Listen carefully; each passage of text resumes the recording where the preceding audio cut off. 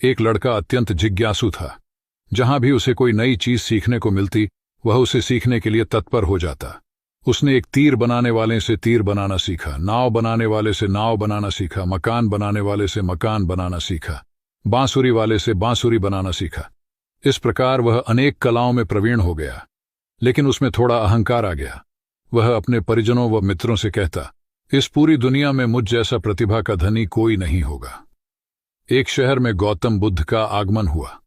उन्होंने जब उस लड़के की कला और अहंकार दोनों के विषय में सुना तो मन में सोचा कि इस लड़के को एक ऐसी कला सिखानी चाहिए जो अब तक की सीखी कलाओं से बड़ी हो। वे भिक्षा का पात्र लेकर उसके पास गए। लड़के ने पूछा, आप कौन हैं? बुद्ध बोले, मैं अपने शरीर को नियंत्रण में रखने वाला एक आदमी हूं। लड़के ने उन्हें अपनी बात स्पष्ट करने के लिए कहा। तब उन्होंने कहा, जो तीर चलाना जानता है वह तीर चलाता है, जो नाव चलाना जानता है वह नाव चलाता है, जो मकान बनाना जानता है वह मकान बनाता है, मगर जो ज्ञानी है वह स्वयं पर शासन करता है। लड़के ने पूछा, वह कैसे? बुद्ध ने उत्तर दिया, यदि कोई उसकी प्रशंसा करता है तो वह अभिमान से फूलकर खुश नहीं हो जाता, और यदि कोई उसकी निंदा करता है तो भी वह शांत बना रहता है। ऐसा व्यक्ति ही सदैव आनंद में रहता है। लड़का जान गया कि सबसे बड़ी कला स्वयं को वश में रखना है।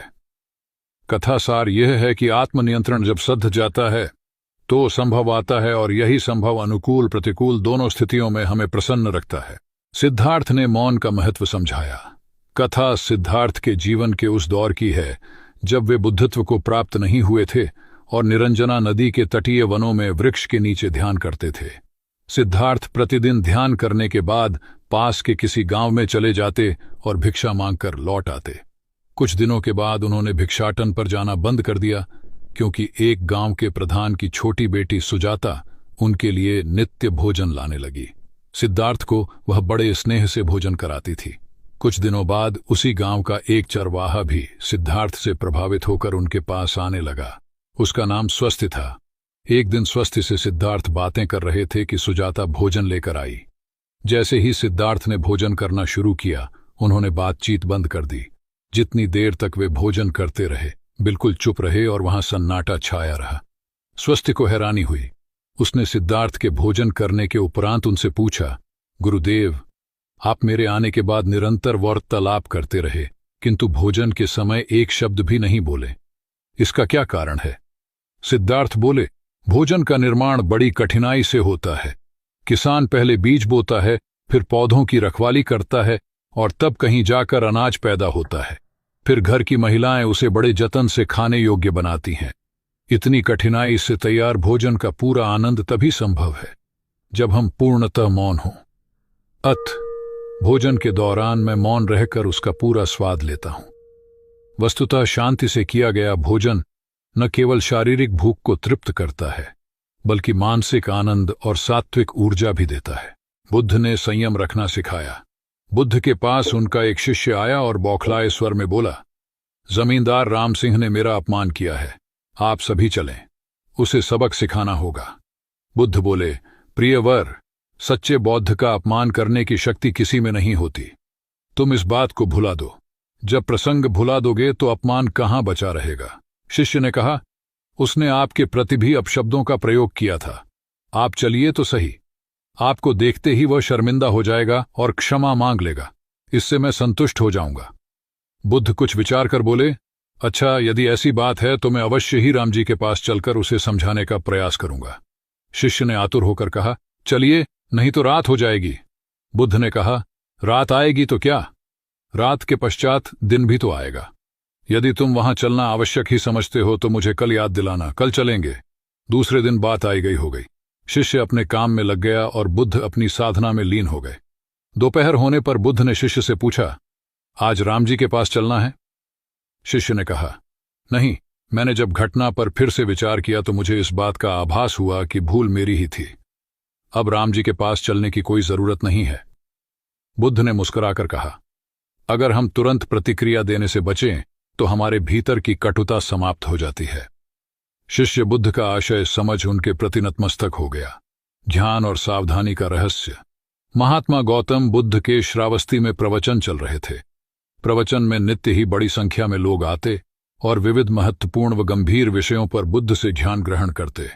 बुद्ध का शिष्य वर्ग भी काफी विशाल था, जो प्रवचन स्थल की व्यवस्था संभालता और बुद्ध की सेवा में सदैव तत्पर रहता। एक बार रात के समय महात्मा बुद्ध प्रवचन दे रहे थे। सदैव की भांति काफी लोग उनके प्रवचन सुन रहे थे। एक व्यक्ति जो बुद्ध के ठीक सामने बैठा था, बार बार नींद के झोंके ले रहा था। बुद्ध थोड़ी देर तक तो प्रवचन देते रहे, फिर उससे बोले, वत्स, सो रहे हो? उस व्यक्ति ने हड़बड़ाकर कहा, नहीं महात्मा। बुद्ध ने पुनः प्रवचन प्रारंभ किए। वह व्यक्ति फिर ऊँघने लगा। महात्मा ने फिर वही प्रश्न दोहराया और उसने फिर अचकचाकर नहीं महात्मा कहा। ऐसा लगभग 8-10 बार हो गया। कुछ देर बाद बुद्ध ने उससे पूछा, वत्स, जीवित हो? हर बार की तरह इस बार भी उसने कहा, नहीं महात्मा। यह सुनकर उपस्थित श्रोताओं में हंसी की लहर दौड़ गई और वह व्यक्ति पूर्णतः चैतन्य हो गया। तब बुद्ध गंभीर होकर बोले, वत्स, निद्रा में तुम्हारे मुख से सही उत्तर मिल ही गया। जो निद्रा में है वह मृतक समान ही है। महात्मा बुद्ध का संकेत था कि गुरु से ज्ञान ग्रहण करते वक्त सजगता अत्यंत आवश्यक है। गाफिल रहने की स्थिति में ज्ञान की प्राप्ति पूर्ण नहीं होती और अधकचरा ज्ञान सदैव खतरनाक साबित होता है। एक क्रोधी ने बौद्ध धर्म अपनाया। बौद्ध भिक्षु बोधि धर्म भ्रमण करते हुए एक गांव में पहुंचे। लोग उनका बहुत आदर करते थे। बोधि धर्म व उनके शिष्यों का ग्रामीणों ने हार्दिक सत्कार किया और फिर उनके पवित्र वचनों को सुनने के लिए उनके आसपास एकत्रित हो गए। बोधि धर्म लोगों को धर्म और आचरण विषयक अच्छी बातें सरल भाषा में समझाने लगे। तभी वहां एक व्यक्ति आया और बोधि धर्म को अपशब्द कहने लगा। उपस्थित जनसमूह ने उसे रोकने का बहुत प्रयास किया, किंतु वह नहीं माना तथा अनवरत बोधि धर्म को बुरा भला कहता रहा। लोगों ने कहा कि महाराज, यह व्यक्ति कितना उद्दंड है, निरर्थक ही आपको अपशब्द कह रहा है। बोधि धर्म उस व्यक्ति के इस आचरण पर कदापि क्रोधित नहीं हुए और लोगों से बोले कि यह भविष्य में मेरा सबसे बड़ा भक्त बनने वाला है। लोगों ने पूछा कि कैसे? बोधि धर्म ने उत्तर दिया, कोई कुम्हार के यहां घड़ा लेने जाता है तो घड़े को बजाकर देखा जाता है कि वह फूटा हुआ तो नहीं है। जब 1-2 रुपए के घड़े को कोई इतनी परख कर सकता है तो भला जिसे गुरु मानना है उसे 10-20 गालियां दिए बगैर कैसे पहचानेगा? पहले वह परीक्षा लेगा कि गुरु में धैर्य, आक्रोश व समता भाव कितना है। ये जानने के बाद ही तो वह गुरु को स्वीकारेगा। इसलिए यह व्यक्ति मुझे निरर्थक ही अपशब्द नहीं कह रहा है। और आगे चलकर वास्तव में वह व्यक्ति बोधि धर्म का सबसे बड़ा भक्त बना। किसी को शिक्षा देने से पूर्व स्वयं का आचरण भी तदनुरूप होना चाहिए, तभी गुरु का महान पद मिलता है। वस्तुतः गुरु की गुरुता तभी स्वीकारी जाती है जबकि उसमें सदाचरण के सभी लक्षण मौजूद हों। साधना का महत्व। महात्मा बुद्ध ज्ञान प्राप्ति के लिए घोर तप में लगे थे। उन्होंने शरीर को काफी कष्ट दिया, यात्राएं की, घने जंगलों में कठिन साधना की, पर आत्मज्ञान की प्राप्ति नहीं हुई। निराश हो बुद्ध सोचने लगे, मैंने अभी तक कुछ भी प्राप्त नहीं किया, अब आगे क्या कर पाऊंगा? निराशा, अविश्वास के इन नकारात्मक भावों ने उन्हें क्षुब्ध कर दिया। कुछ ही क्षणों के बाद उन्हें प्यास लगी। वे थोड़ी दूर स्थित एक झील तक पहुंचे। वहां उन्होंने एक दृश्य देखा कि एक नन्ही सी गिलहरी के 2 बच्चे झील में डूब गए।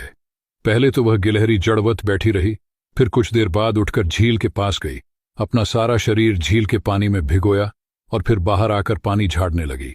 ऐसा वह बार बार करने लगी।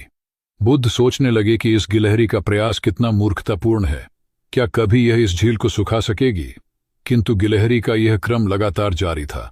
बुद्ध को लगा मानो गिलहरी कह रही हो कि यह झील कभी खाली होगी या नहीं, यह मैं नहीं जानती, किंतु मैं अपना प्रयास नहीं छोड़ूंगी।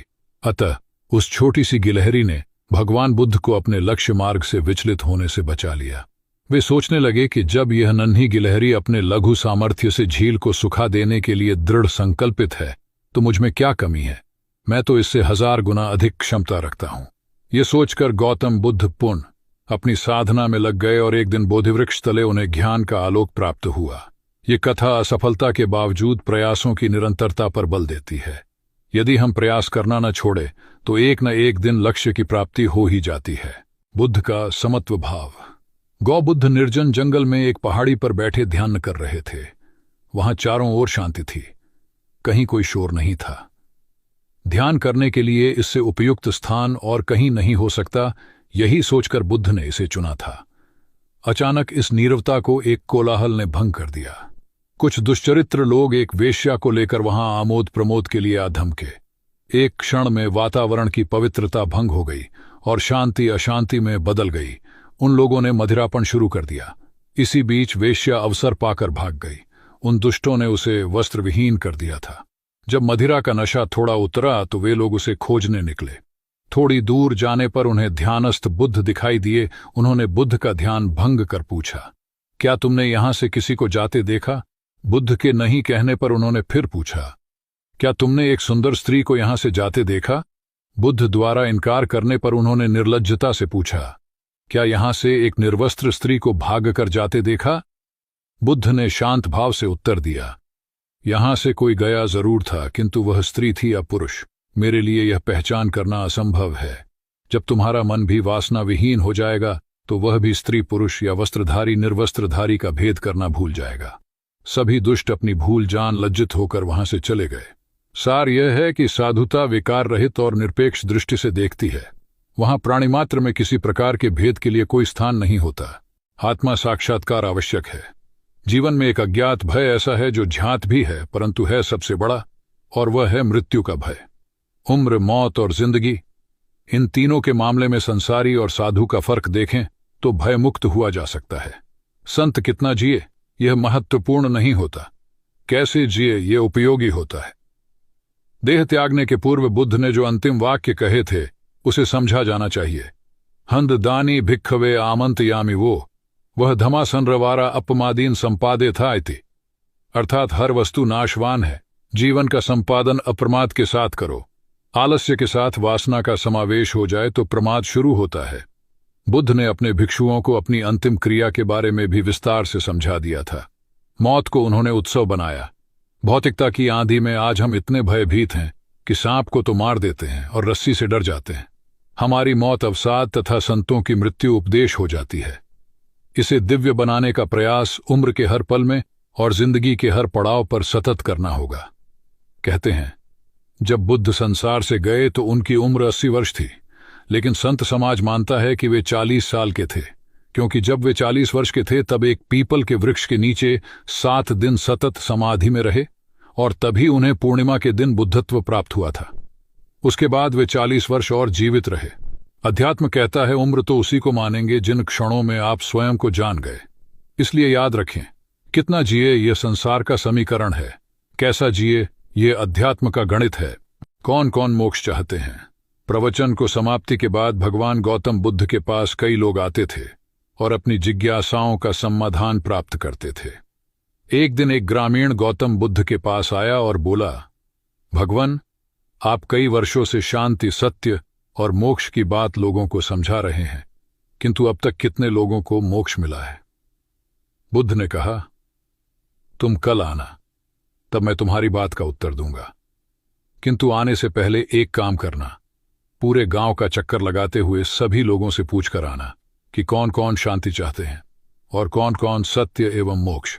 अगले दिन उस ग्रामीण ने घंटों गांव का चक्कर लगाया, किंतु उसे एक भी व्यक्ति ऐसा नहीं मिला जो शांति, सत्य और मोक्ष चाहता हो। कोई धन चाहता था तो कोई यश, किसी को संतान चाहिए थी तो किसी को दीर्घायु। ग्रामीण बुद्ध के पास आकर बोला, यह विचित्र गांव है भगवान, कोई कुछ चाहता तो कोई कुछ, लेकिन शांति, सत्य और मोक्ष चाहने वाला कोई नहीं है।